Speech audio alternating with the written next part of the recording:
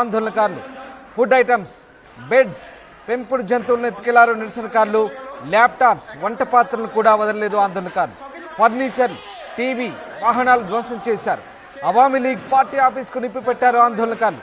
ప్రస్తుతం మీరు చూస్తున్న దృశ్యాలే బంగ్లాదేశ్ ప్రధాని షేక్ హసీనా నివాసం ఉన్నటువంటి ఘనా భవన్ అంటారు. బెంగాలీలో ఘనా భవన్ అంటారు. ఘనా భవన్ సంబంధించినటువంటి ఆ దృశ్యాలు చూడొచ్చు మనం ఒకసారి. విలువైన వస్తువులు, అత్యంత విలువైన వస్తువులు ఆందోళనకారులు ఎత్తుకెళ్తున్న దృశ్యాలు మనకు కనబడతా ఉన్నాయి. ఒక్కసారిగా దేశవ్యాప్తంగా అల్లర్లు చెలరేగడంతో ప్రధాని షేక్ హసీనా రాజీనామా చేసి సురక్షిత ప్రాంతానికి తరలి వెళ్లారు. ఆమె దేశం విడిచి పారిపోగానే ఇక బంగ్లా ప్రధాని అధికారిక నివాసమైన ఘనా భవన్ను ఆందోళనకారులు ముట్టడించారు. వందలాది మంది నిరసనకారులు ఆ నివాసంలోకి చొరబడ్డారు. మనం ఆ దృశ్యాలు చూడొచ్చు. చేతిలో పెద్ద పెద్ద కర్రలు పట్టుకొని నివాసంలోకి చొరబడ్డ ఆందోళనకారులు అక్కడ ఉన్నటువంటి ఫర్నిచర్ను, అలాగే కుర్చీలను, సోఫాలను ఎవరి చేతికి అందితే అది పూర్తిగా ఎత్తుకెళ్ళిన దృశ్యాలు చూడొచ్చు. ఆ గార్డెన్ కూడా ధ్వంసం చేసిన దృశ్యాలు కనబడచ్చు. విచ్చలవిడిగా ఆందోళనకారులు ప్రధాని అధికారిక నివాసాన్ని ఎలా తిరుగుతున్నారో మనం అర్థం చేసుకోవచ్చు. ఒక్కసారిగా దృశ్యాలు చూస్తే మనకు అర్థమవుతాయి. ప్రధాని అధికార నివాసంలో ఉన్నటువంటి ఆ డైనింగ్ హాల్ ఒకసారి చూడొచ్చు. అక్కడ ఉన్నటువంటి ఆహార పదార్థాలను తింటున్నారు. అక్కడ ఉన్నటువంటి డైనింగ్ హాల్ను చిందరవందర చేస్తున్నారు. ఎక్కడికక్కడ సామాగ్రిని ధ్వంసం చేస్తున్నారు. ఇంట్లోకి చొరబడ్డారు. ప్రధాని నివాసం ఉండేటువంటి అంతర్గత నివాసం గదుల్లోకి ఒక రకంగా అంతఃపురం అని చెప్పాలి. ఆ సామాగ్రిని ధ్వంసం చేసిన దృశ్యాలు మనకు చూడొచ్చు. ఆ దృశ్యాలు మనకు ఎక్స్క్లూజివ్గా అందుతున్నాయి.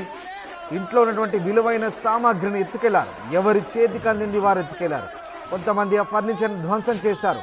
ఆందోళనకారులు కోపంతో ఫర్నిచర్ను అక్కడికక్కడే విధ్వంసం సృష్టించారు. కొంతమంది ఎత్తుకెళ్లారు. సోఫాలు, కుర్చీలు, ఒకటంటి దొరికిన ఫుడ్ ఐటమ్స్ కూడా ఎత్తుకెళ్లారు. ఫుడ్ కూడా తిన్నారు. ఐటమ్స్ ఎత్తుకెళ్లారు. కొంతమంది ప్రధాని పడుకున్న బెడ్పై పడుకొని స్నాక్స్ తింటూ వికటాట్టహాసం చేశారు.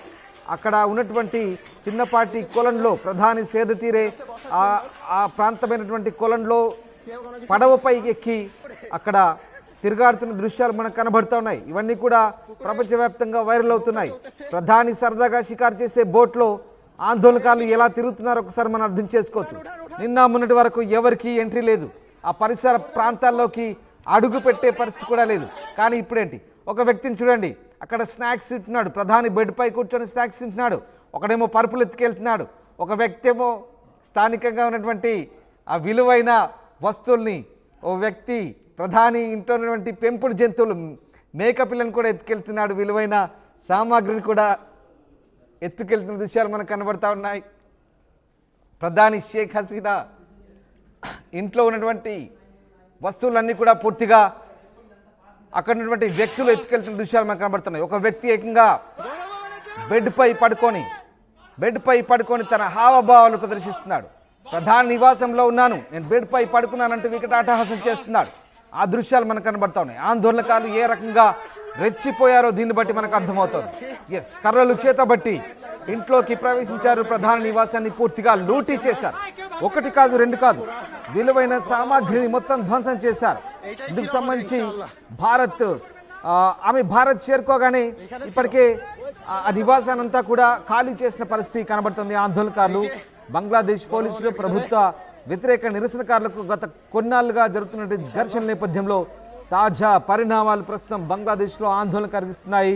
ప్రధాని పదవికి షేక్ హసీనా రాజీనామా చేయడంతో ఒక్కసారిగా పరిస్థితులు మారిపోయాయి. ఇటు షేక్ హసీనా భారత్ చేరుకున్నట్టుగా తెలుస్తుంది. ప్రస్తుతం ఆమె త్రిపుర రాజధాని అగర్తల నుంచి ఆమె హెలికాప్టర్ ప్రయాణం చేస్తుంది. మరి ఆ హెలికాప్టర్ లండన్ వైపు వెళ్తుందా లేదా ఢిల్లీ వైపు వస్తుందా, క్యాపిటల్ ఢిల్లీకి చేరుకుంటుందా, సాయంత్రానికి ఒక క్లారిటీ వచ్చే అవకాశం ఉంది. ప్రస్తుతం ప్రధాని షేక్ హసీనా ఎక్కడ తలా దాచుకోబోతున్నారు? భారత్లో ఆశ్రయం పొందబోతున్నారా? ఎందుకంటే గతంలో బంగ్లాదేశ్ పాకిస్తాన్తో యుద్ధంతో తలపడినప్పుడు భారతదేశం పూర్తిగా సహకరించింది. అప్పటి ప్రధాని ఇందిరాగాంధీ షేక్ హసీనాను చేరదీశారు. షేక్ ముజిబుర్ రెహమాన్ కుటుంబాన్ని చేరదీశారు. అప్పట్లో ఇందిరాగాంధీ వారికి ఆవాసం కల్పించారు, భారత్లో ఆశ్రయం కల్పించారు.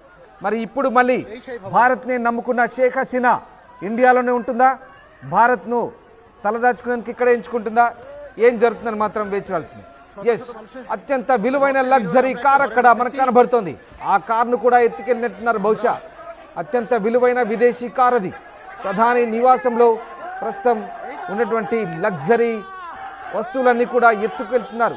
ఎవరికి తోచింది. ఎస్, ఒక మహిళ కూడా చొరబడింది. కొంతమందితో ఆ మహిళలు కూడా చొరబడ్డారు. బహుశా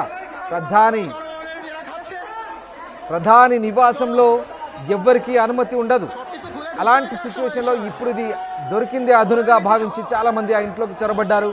ఆ ఇంట్లో ఏముంటుందో తెలుసుకోవాలని కొంతమంది, ఇంట్లో విలువైన వస్తువుల్ని ఎత్తుకెళ్ళడానికి మరికొంతమంది, ఇంట్లో విధ్వంసం సృష్టించడానికి మరికొంతమంది ఆగ్రహంతో ఇలా రకరకాల మంది ప్రజలు ఆ ఇంట్లోకి చొరబడి ప్రస్తుతం విధ్వంసాన్ని సృష్టిస్తున్న దృశ్యాలు మనకు కనబడుతున్నాయి. ప్రస్తుతం దేశంలో అత్యవసర పరిస్థితి కొనసాగుతుంది. ప్రస్తుతానికి ఆర్మీ చేతుల్లోకి వెళ్ళింది.